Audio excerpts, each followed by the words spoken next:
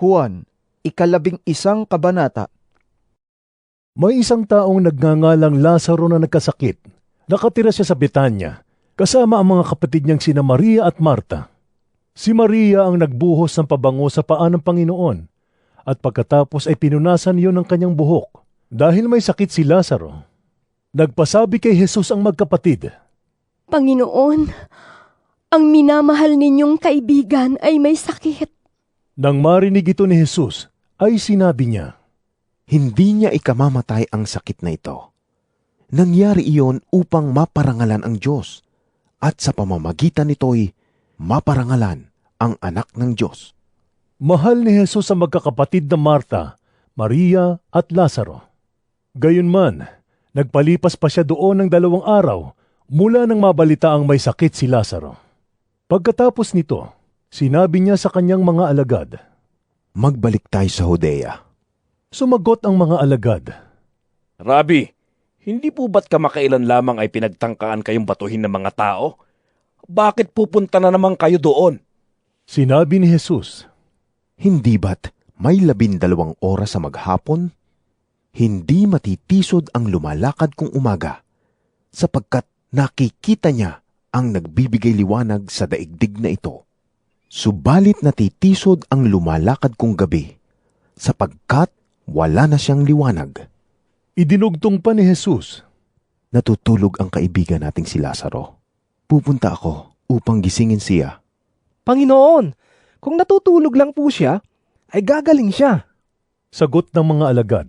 Ang ibig sabihin ni Jesus ay patay na si Lazaro. Ngunit ang akala ng mga alagad ay talagang natutulog lamang ito. Dahil dito'y tuwirang sinabi ni Jesus, Patay na si Lazaro. Ngunit dahil sa inyo, ako'y nagagalak na wala ako roon. Nang sa gayon, ay sumampalataya kayo sa akin. Tayo na, puntahan natin siya. Sinabi ni Tomas na tinatawag na kambal sa kanyang mga kasama. Sumama tayo sa kanya, nang mamatay tayong kasama niya. Pagdating ni Jesus, nalaman niyang 4 na araw nang nakalibing si Lazaro. May 3 kilometro lamang ang layo ng Jerusalem sa Betanya. At maraming Hudyo ang dumalaw kina Marta at Maria upang makiramay sa pagkamatay ng kanilang kapatid. Nang mabalitaan ni Marta na dumarating si Jesus, sinalubong niya ito. Ngunit si Maria na may naiwan sa bahay, sinabi ni Marta, Panginoon, kung narito po kayo, hindi sana namatay ang kapatid ko. Subalit alam kong kahit ngayon ipagkakaloob sa inyo ng Diyos ang anumang hingi ninyo sa Kanya. Muling mabubuhay ang iyong kapatid. Sabi ni Jesus. Sumagot si Marta. Alam ko pong siya'y mabubuhay muli sa huling araw. Sinabi sa kanya ni Jesus, Ako ang muling pagkabuhay at ang buhay. Ang sino mang sumasampalataya sa akin, kahit mamatay, ay muling mabubuhay. At sino mang nabubuhay at sumasampalataya sa akin, ay hindi mamamatay kailanman. Naniniwala ka ba sa sinasabi ko? Sumagot siya, Opo, Panginoon. Naniniwala po akong kayo ang Kristo, ang anak ng Diyos na inaasahang darating sa sanlibutan. Pagkasabi nito, umuwi si Marta. Tinawag niya si Maria at binulungan. Naririto na ang guro at ipinapatawag ka. Pagkarinig nito'y nagmadaling tumayo si Maria upang salubungin si Jesus. Wala pa si Jesus sa nayon. Naroon pa lamang siya sa lugar kung saan siya sinalubong ni Marta. Nang makitang si Maria ay nagmamadaling tumayo at lumabas, sinundan siya ng mga Hudyong nakikiramay sa kanila. Akala nila'y pupunta siya sa libingan upang umiyak. Pagdating ni Maria sa kinaroroonan ni Jesus, nagpatira pa siya sa paanan nito at nagsabi, Panginoon, kung narito po lamang kayo, hindi sana namatay ang aking kapatid. Nahabag si Jesus at nabagbag ang kanyang kalooban nang makita niyang umiiyak si Maria, pati ang mga Hudyong kasama nito. Saan ninyo siya inilibing? Tanong ni Jesus. Sumagot sila, Panginoon, hali kayo at tingnan ninyo. Tumangi si Jesus, kaya't sinabi ng mga Hudyo, Tingnan ninyo, Talagang mahal na mahal niya si Lazaro. Sinabi naman ng ilan, Napagaling niya ang bulag. Bakit hindi niya napigilang mamatay si Lazaro? muling nabagbag ang kalooban ni Jesus pagdating sa libingan.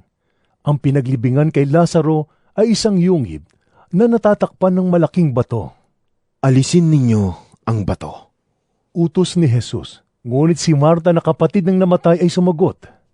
Panginoon, nangangamoy na po siya ngayon. 4 na araw na siyang patay. Sinabi ni Jesus, Hindi ba't sinabi ko sa iyo na kung sasampalataya ka, ay makikita mo ang kaluwalhatian ng Diyos? kaya't inalis nila ang bato. Tumingala si Jesus sa langit at sinabi, Ama, nagpapasalamat ako sa iyo sapagkat dininig mo ako at alam kong lagi mo akong dinirinig. Ngunit sinasabi ko ito dahil sa mga taong naririto upang maniwala silang ikaw ang nagsugo sa akin. Pagkasabi nito ay sumigaw siya. Lazaro, lumabas ka! Lumabas nga si Lazaro na nababalot ng telang panlibing ang mga kamay at paa. May nakabalot ding tela sa mukha niya. Inutos ni Jesus sa kanila. Kalagan niyo siya at nang makalakad siya, Marami sa mga Hudyong dumalaw kina Maria ang nakakita sa ginawa ni Jesus at sumampalataya sila sa kanya. Ngunit may ilan sa kanila na pumunta sa mga Pariseo at ibinalita ang ginawa ni Jesus. Kaya tinipon ng mga punong pari at mga Pariseo ang mga kagawad ng kataas-taasang kapulungan ng mga Hudyo. Kanilang sinabi, Ano ang gagawin natin? Gumagawa ng maraming himala ang taong ito. Kung siya'y pababayaan nating magpatuloy sa kanyang mga ginagawa, maniniwala sa kanya ang lahat. Paparito ang mga Romano at wawasakin ang ating templo at ang ating bansa. Ngunit ang isa sa kanila, si Caifás na siyang pinakapunong pari ng taong yon, ay nagsabing, Wala kayong alam? Hindi ba ninyo naiisip na mas mabuti sa inyo na isang tao lamang ang mamatay? Alang-alang sa bayan, kaysa mapahamak ang buong bansa. Hindi mula sa kanyang sarili ang sinabi niyang ito. Bilang pinakapunong pari ng taong yon, nagpahayag siya ng propesiya na dapat mamatay si Jesus alang-alang sa bansa, kundi upang tipunin ang mga anak ng Diyos na nasa iba't ibang dako. Mula noon, pinagplanuhan na nila kung paano maipapapatay si Jesus. Dahil dito, si Jesus ay hindi nahayagang naglakad sa Judea. Sa halip, siya ay nagpunta sa Ephraim, isang bayang malapit sa ilang, at doon muna tumigil kasama ng kanyang mga alagad. Nalalapit na ang pista ng Paskwa. Maraming tagalalawigan ang pumunta sa Jerusalem bago sumapit ang kapistahan upang isagawa ang seremonya ng paglilinis. Hinanap nila si Jesus at habang sila'y nag-uusap-usap sa templo, sila'y nagtanungan. Ano sa palagay ninyo? Paparito kaya siya sa pista? Ipinag-utos ng mga punong pari at ng mga Pariseo na ipagbigay alam sa kanila ng mga tao kapag nalaman nila kung nasaan si Jesus upang ito'y maipadakip nila.